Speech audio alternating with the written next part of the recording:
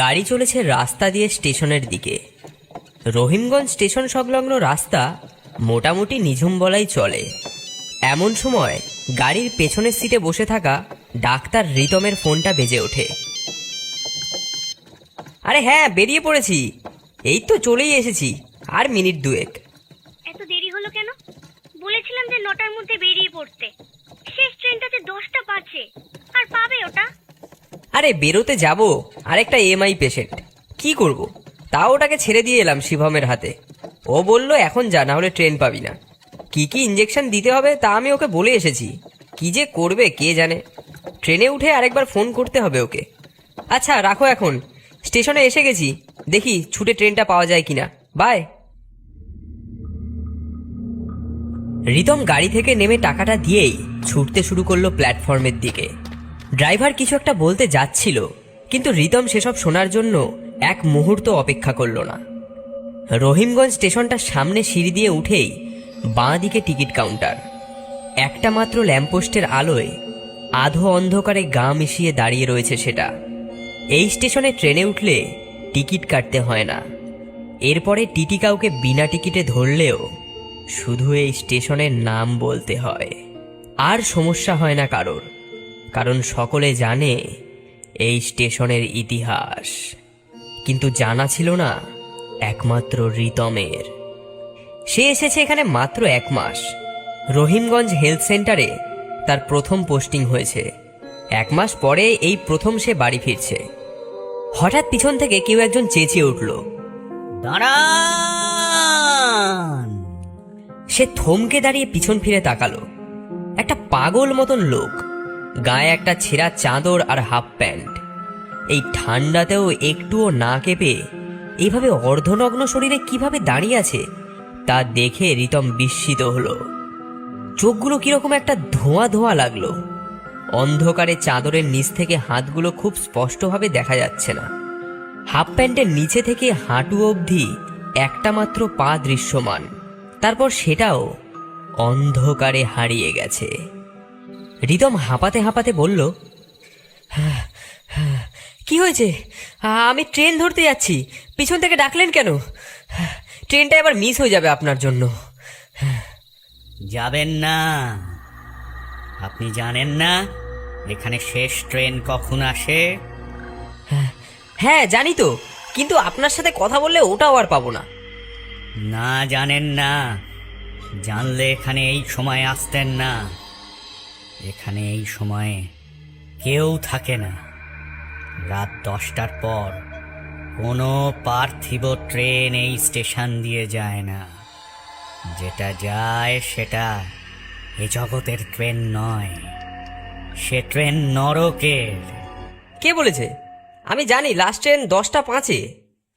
না না, যাই হয়ে যাক, ও ট্রেনে আপনি যাবেন না। ও ট্রেনের পর আর কোনো স্টেশনে থামবে না। এই যান তো, নিজের কাজে যান। আমি যে ট্রেনেই যাই না কেন তাতে আপনার কি? যত সব পাগলের কারবার, দূর। এইসবের মধ্যেই দূর থেকে একটা ট্রেনের হুইসেল কানে এলো রিতমের। এক্ষুনি ছাড়বে বলে একটা ট্রেন দাঁড়িয়ে রয়েছে প্ল্যাটফর্মে। যা, ওই হুইসেল দিয়ে দিল। ধুর, তাড়াতাড়ির সময় যত সব ঝামেলা বলেই এক ছুট দিল রিতম। বেটা ডাক্তার হওয়াটাই ভুল হলো, এসব জায়গায় কেন যে পোস্টিং দেয় কে জানে। আরো একজন, আর কতজনের বলি চায় ওরা? ঈশ্বর রক্ষা করুন। সেই লোকটি এক দৃষ্টে চেয়ে রইল। ট্রেনে উঠে এসে হাঁপাতে হাঁপাতে বসে পড়ল একটা জানালার পাশের সিটে। বেশ কিছুক্ষণ চোখ বুজে মাথা পেছনের দিকে সিটে হেলিয়ে হাঁপাতে লাগলো সে। যখন স্বাভাবিক অবস্থায় ফিরল তখন ট্রেন বেশ ভালোই গতি তুলেছে। চারিদিকে তাকালো রিতম, সবকিছুই স্বাভাবিক। ট্রেন ছুটে চলেছে নিজস্ব গতিতে। জানালা দিয়ে ঠান্ডা হাওয়া এসে লাগছে রিতমের গায়ে, বুকে। গাটা একটু শিরশির করে উঠল তার। শেষ ট্রেন বলেই হয়তো ওর কামরাতে কোনো লোক নেই। পেছনের দিকটা যদিও দেখেনি সে, কিন্তু সামনে কোনো লোকই নেই। ফাঁকা সিটগুলোয় রাতের ঠান্ডা হাওয়া এসে ছুঁয়ে যাচ্ছে। কোনো লোক নেই কামরাতে, যদি চোর টোর আসে তাহলে তো সব যাবে। উফ, ঠান্ডা হাওয়ায় বড্ড শীত করছে। না, জানলাটা দেখছি আবার বন্ধ না করলেই নয়। বন্ধ করবেন না, ওর সময়েও নিজেই বন্ধ হয়ে যাবে। রিতম চমকে সামনের দিকে তাকালো। একটা লোক বুক পর্যন্ত চাদর দিয়ে ঢাকা, মাথায় একটা উলের মাফলার জড়ানো, মাথা নিচু করে বসে আছে তার সামনে। মুখটা খুব স্পষ্ট বোঝা যাচ্ছে না, হাতগুলোও হয়তো ঠান্ডায় সে চাদরের মধ্যে ঢুকিয়ে রেখেছে। সরি, আমার ঠান্ডা লাগছে তাই বন্ধ করছি জানলা। না, করবেন না। এই ট্রেনে যখন তখন জানলা দরজা বন্ধ হয় না, অনেকে মাঝ রাস্তা থেকে ওঠে এই ট্রেনে। মানে আমি কি দরজা বন্ধ করছি যে কেউ উঠতে পারবে না? আর আপনার দিকের জানলা তো খোলাই আছে, আপনার অসুবিধাটা কি হচ্ছে? আমার অসুবিধা নয়, যারা এই ট্রেনে উঠবে তাদের অসুবিধা হবে, আর তাদের অসুবিধা হলে কিন্তু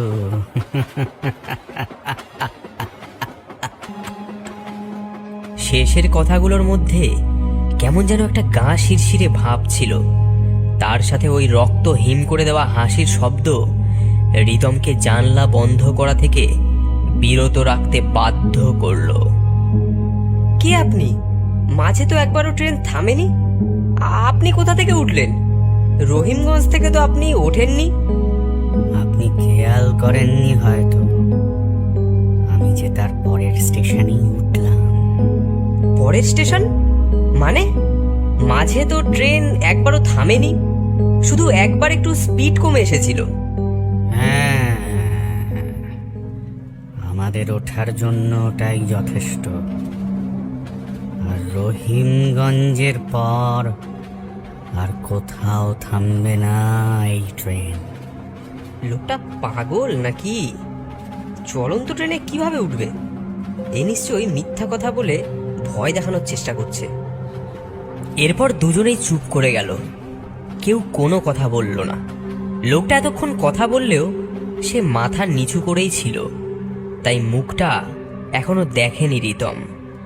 রিতম নিজের ফোনটা বের করে দেখল, তখন বাজে 10:25।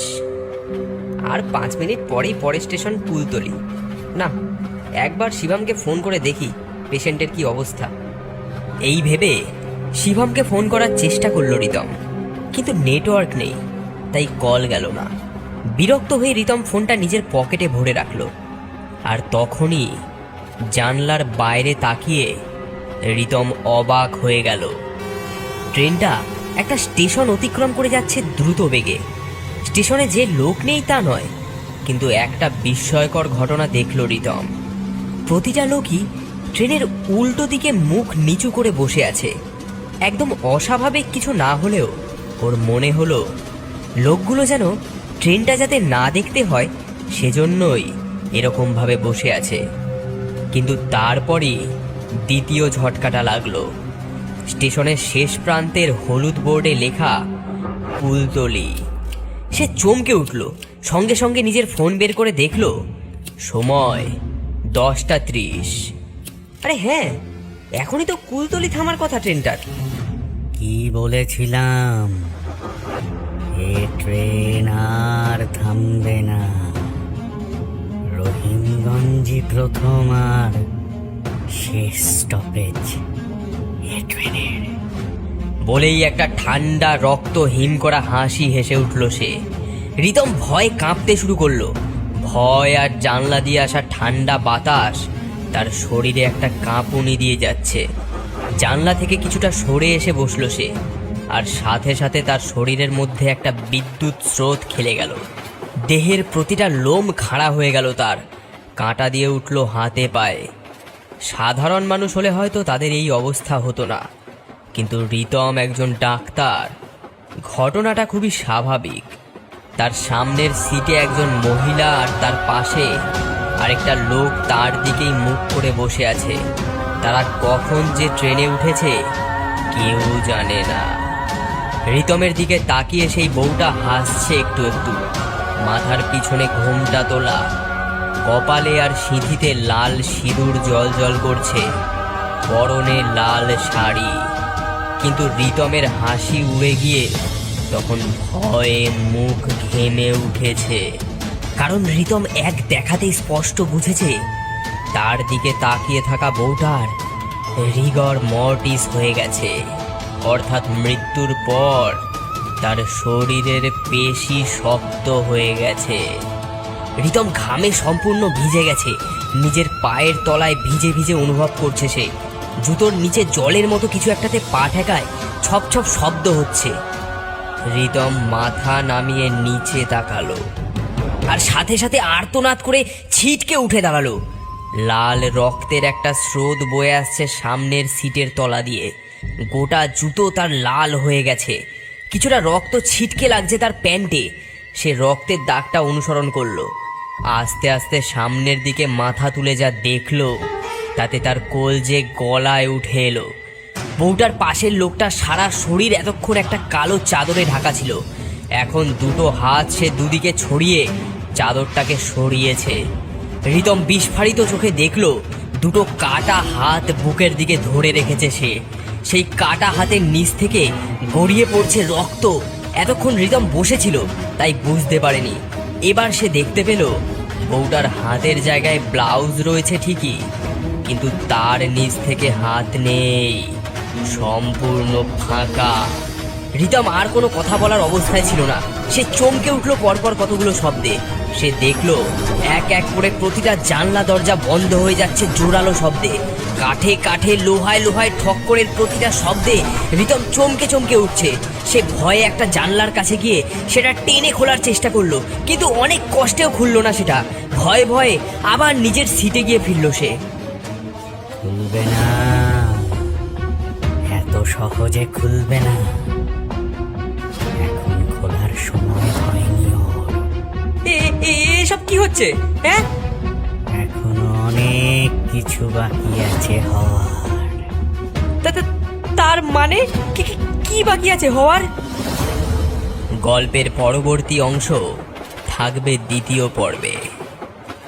বন্ধুরা, আমাদের এই গল্পটি আপনাদের কেমন লাগলো জানান কমেন্টের মাধ্যমে। আপনাদের একটি কমেন্ট আমাদেরকে পরবর্তী ভিডিও বানানোর জন্য উৎসাহ দেবে।